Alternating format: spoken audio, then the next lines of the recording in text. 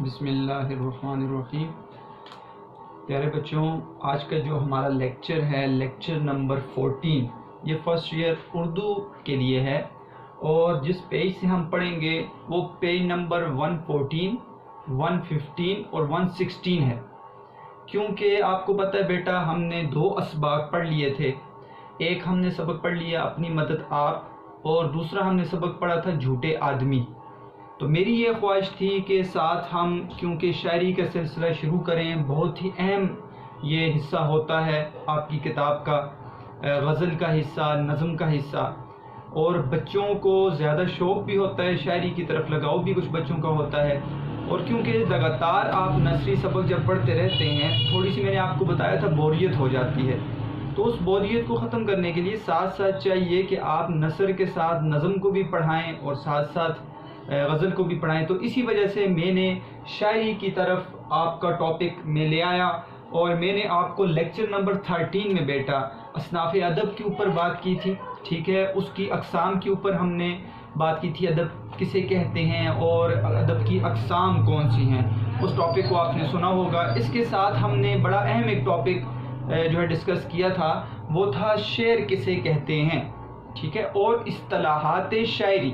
اصطلاحات شاعری بہت ضروری ہیں، کیونکہ ہر جگہ پر وہ اصطلاحات میں بولوں گا، قافیہ، ردیف، وزن، بحر، تو یہ چیزیں بولنے سے آپ کے ذہن میں سوال پیدا ہو سکتا تھا کہ یہ کیا ہے، ٹھیک ہے، قافیہ بحر تو ہمیں پتہ ہے، لیکن وزن اور جو ہے مشکل جو چیزیں ہیں بحر، تو یہ ہمیں نہیں پتہ، تو اس لیے ضروری تھا اصطلاحات شاعری کے ٹاپک کو ذکر کرنا۔ اس کے بعد بیٹا، کیونکہ آپ کو پتہ ہے یہ ایک اور ٹاپک میرے ذہن میں آ رہا تھا، لیکن وہ ایک طویل جو ہے بیٹا اس کا عنوان ہے کہ اردو ادب کا آغاز کہاں سے ہوا، اردو شاعری کا آغاز کہاں سے ہوا، اور اردو کیسے جو ہے ہمارے خطے میں آئی۔ تو یہ ایک طویل ٹاپک ہے، لیکن مختصر بیٹا یہ آپ سمجھ لیں اردو کے ساتھ کیا ہوا۔ اردو نے ہر نصف صدی کے بعد، ہر نصف صدی کا مطلب یہ 50 ایئرس، ایک صدی 100 سال پر محیط ہوتی ہے، تو ہر 50 سال کے بعد اردو نے اپنے نام بدلے ہیں بیٹا، ٹھیک ہے۔ عرب سے لوگ آئے ہندوستان کے اندر، عربی بولتے ہوئے، فارسی والے لوگ آئے، جنگجو لوگ آئے، ترکی آئے، تو ان زبانوں کے ملاپ سے اردو جو ہے وہ زبان بنی ہے۔ اور یہ زبان جو ہوتی ہے نا بیٹا، کوئی بھی لینگویج ہوتی ہے، وہ کوئی 1-2 سال یا 30 سال یا 20 سال کی بات نہیں ہوتی، یہ عرصہ لگ جاتا ہے بیٹا، آہستہ آہستہ الفاظ آتے ہیں اور ایک دم نہیں بن جاتی، بہت مشکل ہوتی ہے ایک نئی زبان کو لانا، پھر اس نئی زبان کو آگے بڑھانا، پھر اس پہ کام کرنا بیٹا، اس کے قواعد کو نکالنا، پھر اس زبان کو خصوصاً ادب میں لے کر جانا، ٹھیک ہے۔ جب تک کسی زبان کا ادب نہیں ہے نا بیٹا، وہ زبان آگے نہیں بڑھ سکتی۔ پھر دوسری زبانوں، اگر دوسری زبان ہے، ان کی اہم کتابیں ہیں، ان کتابوں کا اس زبان میں ترجمہ کرنا، مثال کے طور پر کوئی عربی کی کتاب ہے، کوئی فارسی کی کتاب ہے، ترکی میں لکھی ہوئی کوئی کتاب ہے، کوئی انگلش کا کوئی ایسا لٹریچر ہے، اس کو اگر آپ ترجمہ نہیں کریں گے، ٹھیک ہے، وہ اردو زبان میں نہیں لائیں گے، تو ادب آگے بڑھ نہیں سکتا۔ تو اردو نے مختلف ناموں کو تبدیل کیا۔ اس کا نام آپ کو پتہ ہے بیٹا، ایک نام اس کا کہلانے لگا شروع میں ہندوی، پھر اس کا ایک نام ہندوستانی کہلایا، پھر اردو معلی، ٹھیک ہے، اس کا نام بھی کہلایا، قلع معلی اس کا نام بھی کہلاتا رہا، اور پھر ریختہ، آپ نے نام سنا ہوگا ریختہ، ٹھیک ہے، یہ بھی اس کا نام پڑ گیا، اور پھر آہستہ آہستہ چلتے چلتے اس کا نام جو ہے بیٹا وہ اردو آیا ہے۔ اور اگر آپ اردو شاعری کو دیکھیں، ٹھیک ہے، اردو شاعری، اردو ادب کو دیکھیں، تو بیٹا اس میں تحقیق ابھی تک جاری ہے، ابھی تک لوگ اس میں تحقیق کر رہے ہیں کہ اردو کا پہلا شاعر کون تھا۔ یہ جو ہے نا ایک طویل بحث اس میں ہے اور اختلاف چلا آ رہا ہے۔ پہلا جو کوئی نام لیتا تھا ولی دکنی، دکن کے شاعر، ان کا نام لیا جاتا تھا۔ اس کے بعد امیر خسرو کا نام لیا جاتا ہے کہ وہ اردو کے پہلے شاعر ہیں۔ اس کے علاوہ قلی قطب شاہ، ٹھیک ہے، ایک خاندان کے بادشاہ رہے ہیں، ان کا نام لیا جاتا ہے کہ یہ پہلے شاعر ہیں۔ اور لیٹسٹ جو تحقیق ہوئی ہے اس کے مطابق خواجہ جو مسعود سلیمان ہیں، یہ محمود غزنوی کے دور کے شاعر ہیں، ان کی غزلیات کا ان کا دیوان ہمیں نہیں ملتا بیٹا۔ دیوان وہ کتاب ہوتی ہے جس کے اندر غزلوں کا مجموعہ ہوتا ہے، غزلیات کا مجموعہ ہوتا ہے، دیوان اسے کہتے ہیں. تو دیوان والا یہ شاعر نہیں ہے خواجہ مسعود سلیمان، لیکن جو اب لیٹسٹ تحقیق جس کو آپ کہتے ہیں ریسرچ وہ ہی ہے، اس سے یہ پتہ چلا ہے کہ خواجہ مسعود سلیمان جو ہیں وہ اردو کے پہلے شاعر ہیں. تو بعض لوگ اس میں اب اختلاف ہے، میں اختلافی بات آپ کے سامنے نہیں کر سکتا، لیکن بعض آپ کی کتابوں میں آپ کو ملے گا، کوئی امیر خسرو کہے گا، کوئی قلی قطب شاہ کہے گا، کوئی ولی دکنی کہے گا. تو ہر ایک کی اپنی جو ہے بیٹا دلیل ہے، وہ دلائل دے کے اس کو ثابت کرتے ہیں. لیکن میں آپ کو جو ایک علم کے مطابق بتا رہا ہوں کہ جو ابھی تحقیق ہوئی ہے اس کے مطابق، کیا پتہ ہے اس سے آگے پہلے بھی کوئی اور شاعر ہو. تحقیق تو چلتی رہتی ہے، ریسرچ کبھی ختم نہیں ہوتی. ٹھیک ہے، تو ہمیں خواجہ مسعود سلیمان کا نام ملتا ہے کہ وہ اردو کے پہلے شاعر تھے. تو اردو ادب بیٹا شروع ہوا، اردو شاعری شروع ہوئی. آپ کو پتہ ہے اردو کے اندر شاعری پہلے بھی ہوتی تھی، شاعری عربی میں بھی ہوتی تھی، شاعری فارسی میں بھی ہوتی تھی، اور اس سے آتے آتے آتے بیٹا اردو میں شاعری آئی ہے. نظمیں پہلے بھی کہی جاتی تھی، خصوصاً مثنویاں لکھی جاتی تھی. مثنوی آپ انشاءاللہ پڑھیں گے ایک تو اس میں آپ کو پتہ چل جائے گا مثنوی کون سی نظم ہوتی ہے. دیکھیں بیٹا، خاص جو دو حصے ہیں شاعری کے، میں نے آپ کو بتایا ایک حصہ جو ہے وہ نظم کا حصہ ہے. ٹھیک ہے، نظم کا حصہ، اور ایک حصہ غزل کا حصہ ہے. آپ نے نظمیں بھی پڑھی ہیں، آپ نے غزلیں بھی پڑھی ہیں. غزل کو سمجھنا تھوڑا آسان ہے، کیوں؟ اس کے اندر ہیت ایک اپنا سٹرکچر ہے اس کا.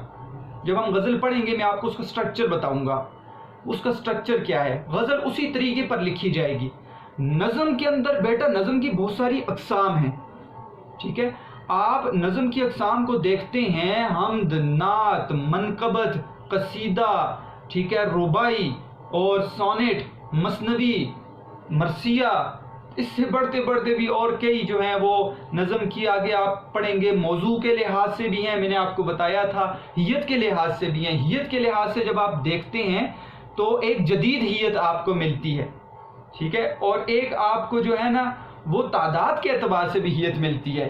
ٹھیک ہے، جدید ہیت کے اوپر بھی بات کریں گے، تعداد کے اوپر بھی بات کریں گے. تو بچوں آپ نے یہ لیکچرز غور سے سننے ہیں بیٹا، یہ آپ کے لیے بڑے فائدہ مند ہوں گے. ایک تو یہ ہے کہ ہم کتاب کے اندر ہر چیز کو حل کریں، ہم پیپر کو حل کریں. ایک یہ ہے بیٹا کہ ہم اردو ادب کو سمجھے بھی. دیکھیں کہانیاں کرنے سے تو میں آپ کے سامنے ایک ایک کہانی بھی کر سکتا ہوں بیٹا، اور کہانی کر کے اور آسان سے اور سبق کو ختم کر سکتا ہوں، لیکن فائدہ یہ ہے کہ ہمیں علم آئے. ٹھیک ہے، کہانی کرنے سے اور ادھر ادھر کی باتیں کرنے سے کوئی فائدہ نہیں ہے. ٹھیک ہے، اصل چیز کیا ہے بیٹا، وہ آپ کو علم کی پیاس محسوس ہو، اردو کے ساتھ لگاؤ ہو، اردو ادب کے ساتھ محبت ہو، اردو شاعری کے ساتھ محبت ہو. ٹھیک ہے، آپ کو اصناف ادب میں نثر کے ساتھ محبت پیدا ہو، آپ کو پتہ چلے کہ اردو کے اندر کیا کچھ رکھا ہوا ہے. عجیب بات ہوتی ہے کہ بعض جو ہے باتیں ایسی ہوتی ہیں جو میں کلاس میں بھی کر دیتا ہوں، لیکن بیٹا ایسی باتیں ہوتی ہیں جو عام مشہور ہوتی ہیں لوگوں کے اندر کہ یہ کیا ہے، اردو شاعری کو لا کر رکھ دی ہے اور عجیب سی غزلیں کہی جا رہی ہیں اور یہ باتیں کی جا رہی ہیں اردو کے اندر. تو بیٹا میں ان کو بچوں کو ایک ہی جواب دیتا ہوں. میں نے ان کو ہمیشہ یہ کہا کہ جو غزل آپ نے جس طریقے سے پڑھی ہے غزل وہ ہے ہی نہیں ہے. آپ غزل کی ٹیکنیک کو نہیں سیکھے، اردو کی کتاب کو اس طریقے پر آپ نے دیکھا ہی نہیں ہے. آپ کیا کرتے ہیں بیٹا، آپ نثر پڑھتے ہیں، آپ نثر کے اندر کوئی کہانی پڑھ لیتے ہیں اور واہ واہ کر دیتے ہیں، کہانی ہے یہ ناول ہے، یہ افسانہ ہے. ٹھیک ہے، اور اس کے مشقی سوالات کر لیے آپ نے. آپ گرامر کی طرف، قواعد کی طرف آپ نے رخ ہی نہیں کیا کہ وہ کیا چیز ہے. ایک ایک لفظ کی تحقیق کی جائے اور اس کے معنی کو تلاش کیا جائے، اس لغات میں ڈھونڈا جائے، اس کی نحوی صرفی تحقیق کی جائے. تو وہ چیزیں تو ہم نے دیکھی ہی نہیں ہے، کیونکہ وہ مشکل ہمیں معلوم ہوتی ہے اور کتاب کے اندر بھی کم ہوتی ہیں. پھر ہم جب آتے ہیں شاعری کی طرف تو شاعری کو ہم نے گپ لگائے ہوئے بیٹا. آپ تشریح لیتے ہیں، آپ کسی شعر کی تشریح اٹھا کر دیتے ہیں، آپ نے اس کے علم میں بیان بدیع کو نہیں چھیڑنا. ٹھیک ہے، آپ نے اس کی تحقیق میں نہیں پڑھنا کہ اس کے اندر کیا چیز ہے، اس کے اندر کون سی بحر وزن ہے، آپ کو اس کا جو ہے وہ معلوم ہی نہیں ہوتا. ہم آسان چیز ڈھونڈتے ہیں تشریح کو. حالانکہ بیٹا میں آپ کو یہ بات کہہ رہا ہوں اور یہ میرے HOD نے کی ہے. ٹھیک ہے، اور ہمارے جو ڈپارٹمنٹ کے ہیڈ ہیں زارا یونیورسٹی کے، انہوں نے ایک دفعہ بیٹھے ہوئے خود کہا، استاد نظر صاحب نے، کہ وہ خود کہہ رہے تھے، انہوں نے کہا کہ یہ تشریح جو ہوتی ہے نا شعر کی، اور میں بھی اس چیز کا کہہ لوں، تشریح تو ہوتی نہیں ہے شعر کی. وجہ یہ ہے کہ شعر کا ایک اپنا بیٹا ایک اپنی موسیقیت ہے، ترنم ہے، ایک اپنا لطف ہے. شعر میں ہی اس کے کہنے میں ہی مزہ دیتا ہے، نہ کہ تشریح میں. لیکن مجبوری ہے بیٹا، ہمیں پیپرز کے اندر تشریح کرنی پڑتی ہے، اس سوال کو دیکھنا پڑتا ہے. جتنی اچھی تشریح کریں گے بنا کر اتنی زیادہ نمبر ملتے ہیں. اس لیے بچے ہمیشہ تشریح میں محنت کرتے ہو. میں ان کو طریقہ بھی بتا دیتا ہوں، آسان طریقہ جو ہوتا ہے. تو بیٹا شعر جو ہوتا ہے، شعر، اس کو شعر کے لطف کو محسوس کریں. آپ شعر کے پڑھنے کو محسوس کریں، شعر کے اندر آپ چیزوں کی تلاش کریں کہ کیا خوبصورت کمال، کون سے فنون ہیں، ٹھیک ہے، کیا کچھ اس کے اندر درج ہے. تو جب آپ اس کو تلاش کرنے کی کوشش کریں گے، یہ چیزیں ڈھونڈنے کی ہوتی ہیں اردو کے ادب کے اندر، ٹھیک ہے. اس چیز کو تو ہم نے بیٹا دیکھا نہ، جس کی وجہ سے ہمیں وہ لطف محسوس نہ ہوا. تو شاعری کا حصہ بڑا ہی اہم ترین حصہ آپ کے جو ہے اسباق میں سے ہوتا ہے بیٹا. اور اس کو کیونکہ لگاؤ کے ساتھ آپ کو دیکھیں، رٹا لگانے سے آپ کبھی بھی نہیں پڑھ سکیں گے.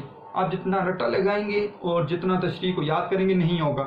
اس کی ایک بہترین ٹیکنیک ہے بیٹا. آج آپ کے سامنے جو لیکچر ہوگا، اس لیکچر میں آپ کو اس کی ٹیکنیک نظم کی آپ کو پتہ چلے گی کہ میں نظم کے حصے کو آپ کے سامنے حل کروں گا انشاءاللہ. تو آپ کو پتہ چلے گا کہ کیسے وہ ایک آسان طریقہ ہے کہ جس سے آپ ایک تو تشریح آسان کر سکتے ہیں نظم کی، ٹھیک ہے، اور اس کو کاپی کے اندر آسانی سے لکھ سکتے ہیں اور آپ کو پوری نظم کی سمجھ بھی آ جائے، ساتھ ساتھ ہمارے مشقی سوالات بھی حل ہو جائیں.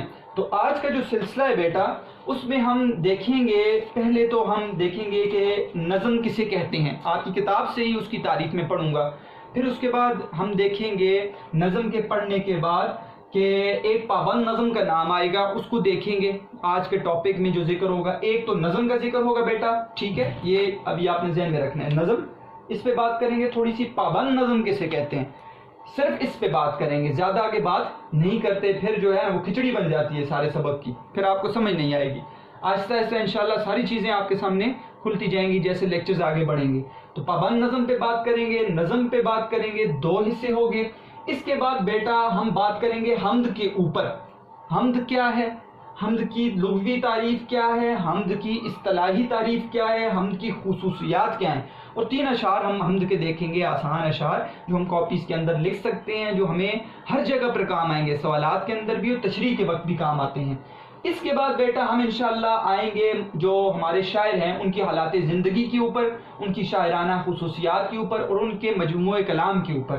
اور پھر ہم اس لیکچر میں اسی پوری نظم کا خلاصہ حمد کا دیکھیں گے کچھ پوائنٹس میں، اور ان پوائنٹس کو حل کرنے کے بعد میں آپ کو بتاؤں گا کہ آپ نے اس پورے لیکچر میں کتنے مشقی سوالات حل کر لیے ہیں. یہ سرپرائز ہوگا بیٹا آپ کے لیے کہ آپ دیکھیں گے کہ آپ نے کتنے مشقی سوالات آخر میں اس لیکچر سے حل کر دیے ہیں. تو آج کا جو ہمارا ٹاپک ہے اس کو شروع کرنے سے پہلے بیٹا آپ صفحہ نمبر 116 کو دیکھیں. 116 اپنی بک کے اوپر 116 پیج کو کھولیں اور اس کو دیکھیں. آپ کو آخر میں، ٹھیک ہے، ہائی لائٹ کیا ہوا 2 چیزیں نظر آئیں گی مشقی سوالات کے آخر میں. نظم کی ایک آپ کو ہیڈنگ نظر آ رہی ہوگی اور ایک آپ کو پابند نظم کی ہیڈنگ نظر آ رہی ہوگی. ہم اس کو یہیں سے پڑھتے ہیں، ہم کتاب کی بات کریں گے، باہر کی بات ابھی نہیں کرتے. دیکھیں نظم کس کو کہتے ہیں بیٹا. پہلے تو لغوی تحقیق، لغوی معنی کیا ہے اس کا، اور لغت میں ڈکشنری میں نظم کس کو کہتے ہیں. تو یہاں پر لکھا ہے نظم کے لفظی اور لغوی معنی پرونا، ٹھیک ہے، جیسے موتی لڑی میں پروئے جاتے ہیں. جیسے دھاگے میں آپ موتی ڈال دیں نا بیٹا، تو ہم اسے کہتے ہیں موتی پرونا، موتی کو ڈالنا، ٹھیک ہے. تو اس کو کہتے ہیں نظم، ٹھیک ہے. اور یہ کیا ہے، لغوی مطلب ہے، یہ لغوی مطلب ہے. لغت میں نظم جو ہے وہ شعر کو نہیں کہتے، وہ اشعار کے مجموعے کو آپ لغت میں دیکھیں گے تو آپ کو پرونا نظر آئے گا. جیسے جو ہے موتی لڑی میں، دھاگے میں وہ پروئے جاتے ہیں. تو اس کا لغوی معنی ہے. اور اصطلاحی معنی اب ادب کے لحاظ سے، اب آپ شاعری میں آ جائیں تو آپ کو اصطلاحی معنی نظر آئے گا کہ ادب کی روح سے، ٹھیک ہے، ادب کی روح سے اشعار کے مجموعے کو ٹھیک ہے نظم کہتے ہیں. لیکن بہترین اس سے بھی زیادہ اچھی تعریف کیا ہے وہ نیچے لکھی ہے. کسی ایک خیال یا موضوع کے تحت لکھے گئے اشعار کو نظم کہتے ہیں. یاد رکھیں بیٹا، غزل کا موضوع نہیں ہوتا. سب سے بڑا فرق غزل اور نظم کے اندر یہی ہے جو اس کی تعریف کے اندر ہے کہ نظم اس کو کہتے ہیں کہ جس میں ایک خیال، ایک موضوع، ایک عنوان ہو. باقاعدہ آپ کو عنوان ہے، ایک اوپر ہیڈنگ نظر آئے گی نظم کی ہمیشہ، ٹھیک ہے. اس سے پتہ چل جائے گا آپ کو کہ نظم کے اندر کیا بات ہے. اسی پر بات ہوگی، اس کے علاوہ بات نہیں ہوگی۔ تو ایک ہی خیال، ایک ٹاپک، ایک موضوع پر لکھے گئے اشعار کے مجموعے کو کیا کہتے ہیں بیٹا؟ میں نے ملا دیا دونوں تعریفوں کو، ٹھیک ہے، کہ کسی ایک خیال یا موضوع کے تحت لکھے گئے اشعار کے مجموعے کو آپ ایک ہی تعریف کر لیں، نظم کہتے ہیں بس، ٹھیک ہے۔ میں دوبارہ دہراتا ہوں، کسی ایک خیال یا موضوع کے تحت لکھے گئے اشعار کے مجموعے کو نظم کہتے ہیں۔ یہ دونوں آپ کی تعریفیں مل گئیں اور ایک تعریف آپ کی بن گئی، تو لغوی تعریف اور آپ کو اصطلاحی تعریف نظم کی معلوم ہو گئی ہے۔ اس کے بعد جاتے ہیں میرے پابند نظم کسے کہتے ہیں۔ اب یہ پابند نظم جو ہے نا بیٹا، یہ بھی حیت کے لحاظ سے آپ کو میں نے بتایا تھا، حیت کے لحاظ سے بھی جو آگے شاعری کی اقسام ہیں یہ حیت ہے، ٹھیک ہے، سٹرکچر ہے۔ آپ دیکھیں گے پابند نظم کسے کہتے ہیں، تو پابند نظم کے علاوہ بھی ہے لیکن وہ بعد میں بات کریں گے۔ صرف آپ یہاں پر یہ سمجھیں، پابند کا مطلب ہے نا بیٹا کسی چیز کے اندر کسی چیز کو قید کر لینا، پابندی، اس سے یہ ہٹ نہیں سکتا۔ تو نظم کے پابند ہونے کا مطلب یہ ہے کہ نظم پابند میں کیا ہوگا، اس نظم میں وزن، بحر، قافیہ اور بسا اوقات کبھی کبھی ردیف کی پابندی ضروری ہوتی ہے۔ اگر پابندی نہیں کریں گے تو یہ پابند نظم نہیں بنے گی۔ وہ کون سی نظم بنے گی وہ انشاءاللہ پھر ڈسکس کریں گے، لیکن پابند نظم وہ ہوگی جس کے اندر ایک ہی وزن چلا آئے گا، ٹھیک ہے، بحر اسی وزن پر ہوگی۔ میں نے وزن اور بحر کے بارے میں آپ کو تھوڑا سا بتایا ہے، ٹھیک ہے، وزن بھی ایک ہوگا پوری نظم میں، بحر بھی ایک ہوگی پوری نظم میں، قافیہ جو ہوگا وہی قافیہ پوری کی پوری نظم میں چلتا آئے گا۔ اور اگر ردیف ذکر کیا گیا ہے، ردیف کے بغیر بھی ہو سکتی ہے، میں نے آپ کو بتایا تھا غزل ردیف کے بغیر ہو سکتی ہے، نظم ردیف کے بغیر ہو سکتی ہے، لیکن پابند نظم کے اندر یاد رکھیں بیٹا، اور غزل کے اندر بھی ردیف تو نہیں ہو تو کام چل جاتا ہے، قافیہ ضروری ہے، قافیہ ضروری ہے پابند نظم کے اندر، تو قافیہ ضروری ہوگا۔ اور کبھی آپ کی مرضی ہے اگر شاعر کی ردیف لانا چاہے، جیسے لاتے ہیں بعض اوقات شاعر، تو آپ کو نظر آ جائے گا کہ ردیف کی بھی ترتیب ہے۔ دیکھیں آپ اپنی حمد میں دیکھیں، صفحہ نمبر 115 میں، صفحہ نمبر آپ کو 115 میں آپ کو میں بتاؤں گا کہ اس کی بحر کون سی ہے۔ انشاءاللہ جب ہم سٹارٹ کریں گے حمد کو، اس کی تشریح کو سٹارٹ کریں گے نیکسٹ لیکچر میں آپ کو بحر بتاؤں گا، اسی کے اوپر وزن بھی وہی ہوگا، پوری کی پوری نظم میں آپ کو وہی بحر اور وزن میں آپ کو لکھ کر دے دوں گا کہ یہ بحر ہے اور یہی وزن ہے۔ انشاءاللہ کبھی کلاس میں اس کو نکال بھی لیں گے، میں آپ کو نکالنے کا طریقہ بھی سمجھاؤں گا، تو آپ کو نظر آئے گا بحر کی پابندی ہے، وزن کی پابندی آپ کو نظر آئے گی، قافیہ اور ردیف تو آپ کو نظر ابھی آ جائے گا۔ دیکھیں یہاں پر آپ کو نظر آئے گا کہ ردیف نہیں ہے، آپ کو صرف اور صرف کیا نظر آئے گا، قافیہ کی پابندی ضروری ہے، قافیہ نظر آئے گا، ردیف آ جاتا تو پھر بھی کوئی مسئلہ نہیں ہے، لیکن ردیف کے بغیر بھی کام چل جاتا ہے۔ دیکھیں اقرار، پکار، یہ قافیے ہیں، اقرار، پکار، نگار، ہزار، پکار اور بہار، یہ اس نظم کے کیا ہیں بیٹا، قوافی ہیں، ٹھیک ہے، قافیہ کی جمع قوافی ہے۔ تو سوال نمبر 5 آپ کا میں نے حل کر دیا کہ اس حمد کے قوافی لکھیں، تو یہ آپ کا سوال نمبر 5 بھی میں نے ساتھ ساتھ حل کر دیا ہے کہ قوافی کون کون سے ہیں بیٹا، اقرار، پکار، اقرار پھر آیا، نگار، ہزار، پکار، بہار، تو یہ اس کے کیا ہیں، قوافی ہیں۔ سمجھ آ گئی ہوگی بیٹا آپ کو۔ تو ہم نے یہ دیکھ لیا نظم کسے کہتے ہیں اور پابند نظم کسے کہتے ہیں بیٹا۔ اب چلتے ہیں اگلی جو ہے ہمارے ٹاپک کی طرف۔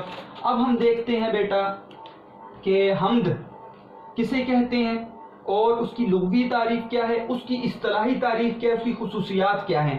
سوال نمبر 3 ہے آپ کا، آپ کے سبق کا سوال نمبر 3، 116 پیج، سوال نمبر 3، حمد کی تعریف کریں، اس حمد کے علاوہ کوئی سے 3 حمدیہ اشعار لکھیں۔ تو یہ سوال آپ کے سامنے حل ہوگا، آپ کو یہ سمجھ بھی آ جائے گی ہم حمد شروع کر رہے ہیں۔ حمد کسے کہتے ہیں بیٹا؟ حمد لغت میں آپ نے پڑھا ہوا ہے، تعریف کو کہتے ہیں، صرف اور صرف تعریف کو۔ لغوی معنی اس کی کیا ہے بیٹا؟ لغوی معنی تعریف ہے۔ اصطلاح میں کیسے کہتے ہیں؟ جس میں اللہ تعالیٰ کی صفات اور عظمت کا بیان ہو، یہ ایک مختصر تعریف ہے کہ حمد، ٹھیک ہے، ان اشعار کے مجموعے کو کہتے ہیں، ٹھیک ہے، جس میں اللہ تعالیٰ کی صفات کا بیان ہو، اللہ تعالیٰ کی بزرگی کا بیان ہو، اللہ تعالیٰ کی شان کا بیان ہو، اللہ تعالیٰ کی عظمت کا بیان ہو، تو اسے کیا کہیں گے اصطلاح میں؟ ہم کہیں گے اسے حمد کہیں گے۔ آسان ہے، آپ نے پڑھا ہوا ہے۔ خصوصیات کیا ہوتی ہیں؟ ایک حمد کے اندر کیا خصوصیت ہوتی ہے؟ تو میرے پوائنٹس میں لکھا ہے بیٹا، آسان ہے۔ سب سے پہلی خصوصیت آپ کو نظر آئے گی کہ حمد کے اندر اللہ تعالیٰ سے عشق کا اظہار کیا جاتا ہے، محبت کا اظہار کیا جاتا ہے، یہ پہلی خصوصیت نظر آئے گی۔ دوسری آپ کو خصوصیت نظر آئے گی کیونکہ اللہ تعالیٰ ٹھیک ہے اپنے پروردگار کی ساتھ عشق کا اظہار اور ان کی صفات کا بیان ہے، تو اس میں زبان آپ کو پاکیزہ نظر آئے گی اور بلاغت نظر آئے گی، کیونکہ اللہ تعالیٰ کی بیٹا حمد ختم ہو ہی نہیں سکتی، ٹھیک ہے، اللہ تعالیٰ کی جتنی تعریف کریں کم ہے۔ تو زبان پاکیزہ نظر آئے گی، صاف، اور بلاغت نظر آئے گی، بلیغ، ٹھیک ہے، بلاغت نظر آئے گی آپ کو ایسے ایسے الفاظ اور ایسے ایسے بیچ میں جملے نظر آئیں گے اور ایسے ایسے الفاظ نظر آئیں گے کہ جس سے آپ کو بلاغت معلوم ہوگی۔ آپ اس کو دیکھیں گے آپ کو سمجھ آئے گی بلاغت کسے کہتے ہیں۔ لہجہ، تیسرا پوائنٹ، لہجہ مؤدب ہوگا، ٹھیک ہے، ادب والا لہجہ ہوگا، کیوں؟ اپنے رب کے حضور آپ بات لکھ رہے ہیں، اور عاجزی ہوگی بیٹا، عاجز بن کے لکھنی ہے، ٹھیک ہے، کیوں؟ اللہ تعالیٰ جو ہے نا وہ ہمارے خدا، ہمارے پروردگار، اور ہم ان کے بندے، ہم عاجز ہیں، ٹھیک ہے، جو کرنے والا ہے وہ اللہ کرنے والا ہے، اللہ ہی لکھوائے گا ہم سے۔ تو لہجہ مؤدب ہوگا اور عاجز ہوگا، اور ساتھ ساتھ آخری بات بیٹا کہ خصوصیات میں یہ ذکر ہے کہ مغفرت کا طلبگار ہوگا۔ دیکھیں حمد کے لکھنے کا مقصد لوگوں سے واہ واہ لینا نہیں ہے بیٹا، ٹھیک ہے، علم کا حصول واہ واہ لینے کے لیے نہیں ہے۔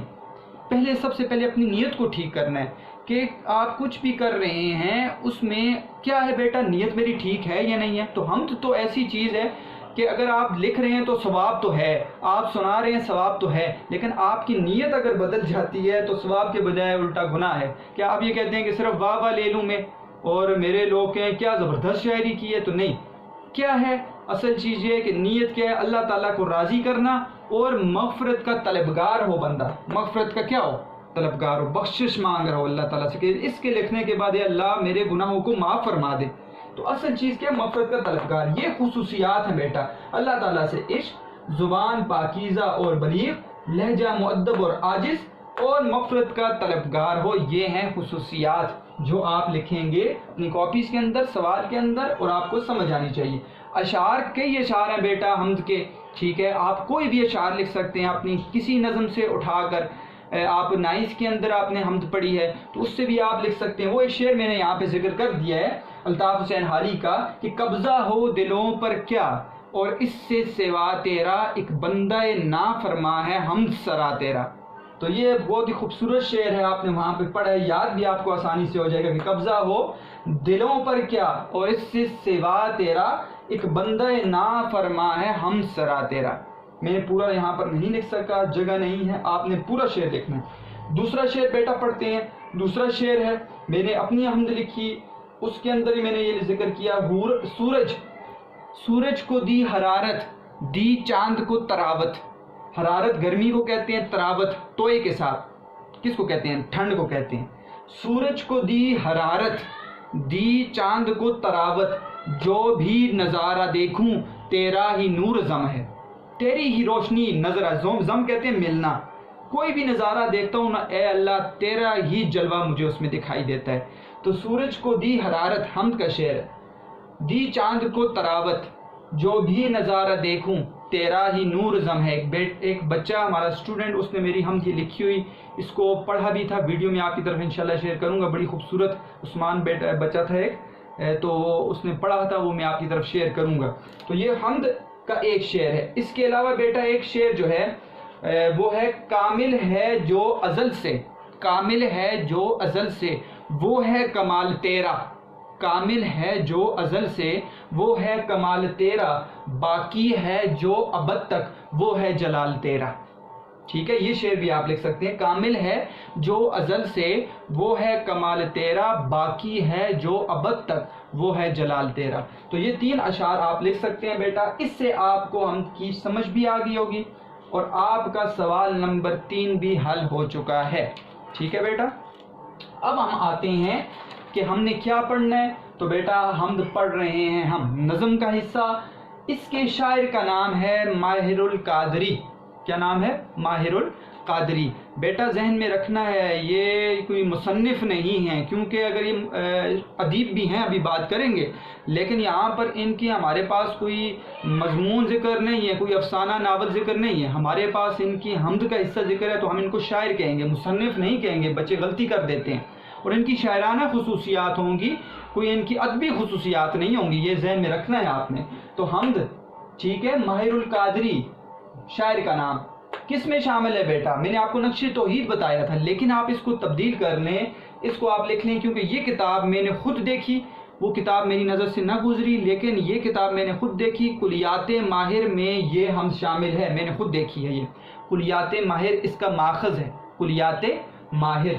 اور یہ نظم کون سی ابھی بات کر دی ہم نے؟ پابند نظم. تو حیت کے لحاظ سے حیت لکھنا ہے آپ نے، حیت پابند نظم ہے. تو چار چیزیں جیسے آپ سبق کے اندر نکالتے ہیں، یہاں پر آپ نے نکال لی بیٹا کہ آپ لکھیں گے اوپر نظم حمد، شاعر ماہر القادری، آگے کیا بیٹا؟ ماخذ کلیات ماہر، اور حیت پابند نظم. یہ آپ کو کام آئے گا آپ کے اشعار کی تشریح میں بچے، یہ آپ نے لکھنا ہے. ٹھیک ہے. اب ہم جاتے ہیں بیٹا ماہر القادری کی حالات زندگی کے اوپر جو آپ کی کتاب میں ذکر ہے، ساتھ ساتھ معروضی سوالات بھی ہمارے حل ہو جائیں گے. تو ماہر القادری پیج نمبر 114 کو آپ دیکھیں بیٹا. پیدائش 30 جولائی 1906. ٹھیک ہے. یہاں پر میں نے 1907 لکھا ہے، لیکن آپ 6 کر لیں. میں نے جو پڑھا کتاب میں 1907 تھا، لیکن آپ نے کتاب کو فالو کرنا ہے. تو 1906. وفات ان کی ہے بیٹا 12 مئی 1978، 1978. ٹھیک ہے.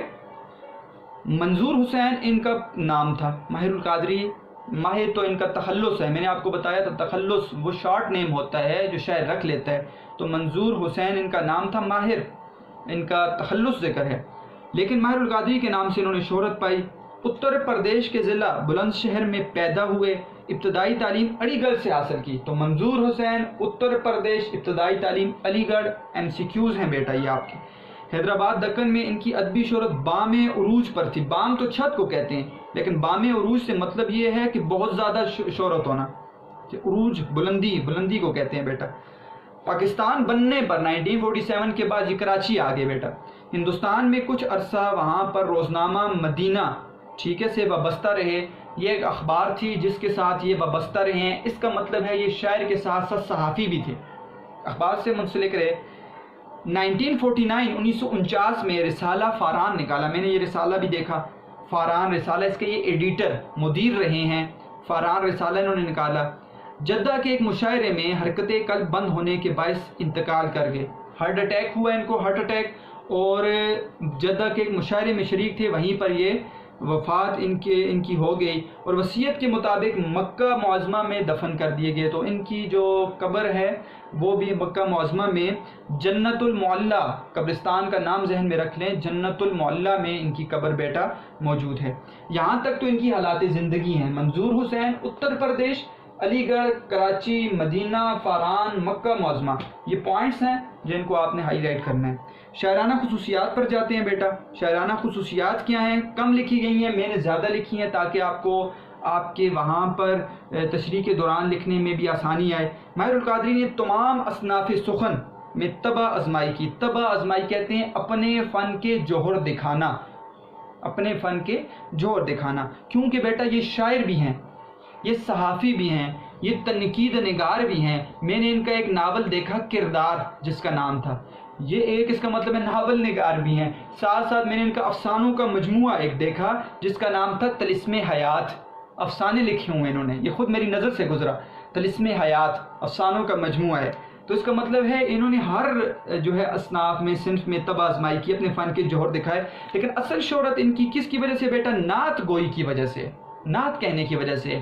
تو نعت گوئی میں یہ ماہر ہیں، ٹھیک ہے. لیکن یہاں پر ان کی حمد کو ذکر کیا گیا ہے. کیوں؟ محسن کاکوروی کی یہاں پر زیادہ ذکر کیا گیا ہے، اور ان کی نعت کا ان کی نعت کو ذکر کیا گیا، تو ان کو حمد کے طور پر لایا گیا. لیکن اصل شہرت ان کی نعت گوئی ہے، نعت کہتے ہیں، ٹھیک ہے. اور ان کی جو نعت کا مجموعہ ہے نا بیٹا، اس کا نام ہے ظہور قدسی.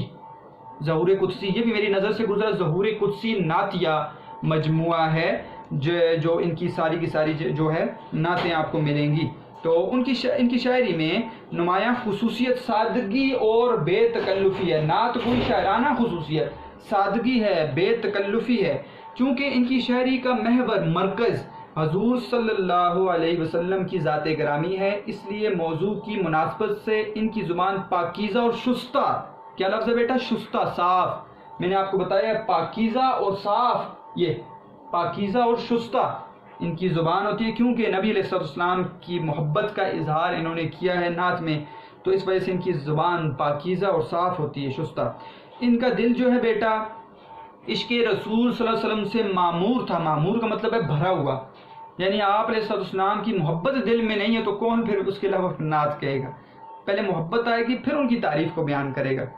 رسول اللہ کی محبت ہی اصل ایمان ہے، اور یہی عشق ان کی نعتوں کا محور ہے، مرکز ہے. اسی وجہ سے انہوں نے نعت کہی ہیں. اسی جذبے سے سرشار ہو کر، سرشار کہتے ہیں بھرا ہوا. پیالہ آپ دیکھیں نا، پانی کا گلاس، وہ جب کناروں سے بھر جاتا ہے نا تو چھلکتا شروع ہو جاتا ہے، ایسے کہتے ہیں لبریز بھرا ہوا. تو جب آپ نعت کہتے ہیں تو سماع بن جاتا ہے، ایک فضا بن جاتی ہے، کیونکہ محبت کا اظہار ہے. تو اصل چیز تو بیٹا نیت ہے نا. تو جتنی محبت ہے نبی علیہ السلام سے، اتنی اعلیٰ آپ نعت لکھیں گے، نعت جو ہے آپ سنائیں گے، لکھیں گے، پڑھیں گے، تو اتنا ہی کہتے ہیں سماع بن جاتا تھا جب یہ نعت گوئی کرتے تھے.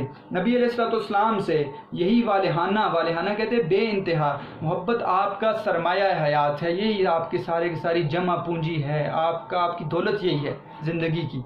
آپ کا انتقال بھی مکہ مکرمہ میں ہوا، اور وہاں کے مشہور قبرستان میں نے بتا دیا جنت المعلیٰ میں آسودہ خاک ہیں. آسودہ کا مطلب آپ نے بیٹا ڈھونڈنا ہے، ٹھیک ہے؟ آپ آسودہ خاک کہتے ہیں، لیکن کیا مطلب ہوا؟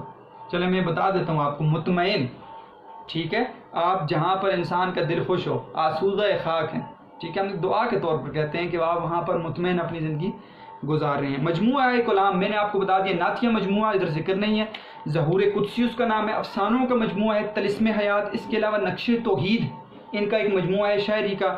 پھر اس کے علاوہ ان کے بیٹا یہ شاعری کے مجموعے ہیں. پہلا مجموعہ جو تھا اس کا نام تھا محسوسات ماہر. اس کے اندر نظمیں بھی ہیں، اس کے اندر غزلیں بھی ہیں. غزلیں بھی کئی ہیں. جیسے ایک غزل میں آپ کو اس کے کچھ شعر سناتا ہوں کہ کہتے ہیں نقاب رخ اٹھایا جا رہا ہے، نقاب رخ اٹھایا جا رہا ہے، وہ نکلی دھوپ سایہ جا رہا ہے، سناتے ہو کسے احوال ماہر، وہاں تو مسکرایا جا رہا ہے. تو یہ غزل کا شعر بھی انہوں نے کہے، غزلیں بھی انہوں نے کہیں. ایک اور غزل کا میں آپ کو شعر سناتا ہوں کہ دل میں اب آواز کہاں ہے، ٹوٹ گیا تو ساز کہاں ہے، آنکھ میں آنسو لب پہ خاموشی، دل کی بات اب راز کہاں ہے. تو یہ غزلوں کے شعر بھی انہوں نے کہے ہیں، نظمیں بھی کہیں، غزلیں بھی کہیں انہوں نے، ٹھیک ہے؟ قطعات بھی کہے انہوں نے. تو اس کے اندر آپ کو غزلیات بھی نظر آئیں گی، اس کے اندر آپ کو نظمیں بھی نظر آئیں گی. اس طرح نغمات ماہر دوسرا مجموعہ ہے ان کے کلام کا. اس کے اندر بھی آپ کو جو ہے بیٹا آپ کو غزلیات بھی نظر آئیں گی، آپ کو نظمیں بھی نظر آئیں گی. جذبات ماہر بھی ان کی شاعری کا مجموعہ ہے، اور اسی طرح ذکر جمیل بھی ان کی شاعری کا مجموعہ ہے، جس کے اندر آپ کو ان کی نظمیں بھی نظر آئیں گی اور غزلیں بھی نظر آئیں گی. اس کے علاوہ ان کی جو ایڈیٹر تھے یہ فاران رسالے میں، اس میں مختلف جگہ پر آپ کو ان کی نظمیں غزلیں آپ کو نظر آتی رہیں گی. تو یہ تھے ماہر القادری. تو ماہر القادری کے ہم نے حالات زندگی کو دیکھ لیا. شاعرانہ خصوصیات کیا ہیں بیٹا؟ نعت گوئی خصوصیت ہے ان کی، سادگی و بے تکلفی، ٹھیک ہے؟ زبان پاکیزہ اور شستہ، ترنم اور موسیقیت نظر آتی ہے، بہترین انداز، علم بیان اور بدیع کا استعمال. یہاں پہ ذکر نہیں ہے، میں نے ذکر کر دیا. علم بیان، تشبیہ، استعارہ، مجاز مرسل، کنایہ آپ نے پڑھا ہے، ٹھیک ہے؟ اور اس کے علاوہ آپ نے صنعت تضاد یہ پڑھی ہیں جو ہے 10th میں، تو وہ بدیع ہوتا ہے. علم بدیع پہ بات کریں گے، علم بیان پہ انشاءاللہ بات کریں گے. علم بدیع میں آپ کو ان کی صنعتوں کا استعمال نظر آئے گا. اس کے علاوہ مجموعہ کلام آپ نے لکھ لینے، محسوسات ماہر، نغمات ماہر، جذبات ماہر، ذکر جمیل، یہ آپ کے کیا ہیں بیٹا؟ آپ کے مجموعہ ہائے کلام ہیں. تو ہم نے یہاں پر بیٹا حالات زندگی کے سوال کو بھی حل کر دیا، شاعرانہ خصوصیات کو بھی حل کر دیا، آپ کے معروضی سوالات بھی حل ہو گئے. اب آتے ہیں بیٹا اس کے سب سے اہم اور آخری حصے کی طرف کہ اس پوری نظم کا خلاصہ کیا ہے. اس نظم کے خلاصے کے پوائنٹس کتنے ہیں بیٹا؟ 5 ہیں، آپ کو نظر آ رہے ہوں گے بورڈ پر. ان 5 پوائنٹس کے سمجھنے کے بعد آپ کو پوری کی پوری نظم کی سمجھ بھی آ جائے گی انشاءاللہ، اور ساتھ ساتھ آپ کو سوال نمبر 1، سوال نمبر 2 اور سوال نمبر 6 بھی حل ہو جائے گا۔ انہی پوائنٹس کے ساتھ آپ تینوں سوال کر سکتے ہیں۔ تو ہم نے ایک تیر سے 2 کے بجائے بیٹا 3 شکار کیے ہیں، ایک تیر سے 3 شکار۔ سوال نمبر 1، سوال نمبر 2 اور سوال نمبر 6 آپ کو انہی ہیڈنگ سے آپ کو نظر آئے گا، بلکہ خلاصہ بھی نکل آئے گا اور پوری تشریح بھی آپ کو ساتھ ساتھ سمجھ آ جائے گی۔ تشریح کیونکہ نظم کی اس لیے آسان ہوتی ہے بیٹا، میں کہتا ہوں بچوں کو غزلیں وہ لکھتے ہیں زیادہ تر، ٹھیک ہے، لیکن غزل کے ہر شعر کا اپنا ایک مفہوم ہے، آپ کو مفہوم بدلانا پڑتا ہے دوسرے شعر میں۔ لیکن نظم میں کیونکہ ایک ہی بات ہے، ایک ہی عنوان ہے، آپ ایک بات لکھ سکتے ہیں، آپ کی وہ بات غلط نہیں ہو سکتی۔ پوائنٹ آپ نے وہ شعر کے اندر والا ذکر کرنا ہوتا ہے، لیکن آپ بات کر سکتے ہیں۔ اب کہیں سے کوئی شعر آئے گا حمد کا، تو آپ نے اللہ تعالیٰ کی تعریف بیان کرنی ہے اور اس شعر کی پس منظر میں دیکھتے ہوئے کرنی ہے، تو یہ آسان آپ کے لیے ہو جائے گی۔ تو نظم کے خلاصے کو سمجھنا سے آپ کو سوالات بھی سمجھ آ جاتے ہیں اور آپ کو ساتھ ساتھ جو ہے وہ اشعار کی تشریح بھی سمجھ آ جاتی ہے۔ انشاءاللہ پہلا شعر پڑھیں گے تو پھر پیٹرن کو بھی دیکھیں گے بیٹا کہ ہم آسان پیٹرن کون سا استعمال کریں جس سے ہمارے جو اشعار کی تشریح آسان ہو جائے۔ تو ابھی ہم آتے ہیں کس کی طرف بیٹا؟ خلاصے کی طرف، کہ اس پوری نظم کا خلاصہ کیا ہے۔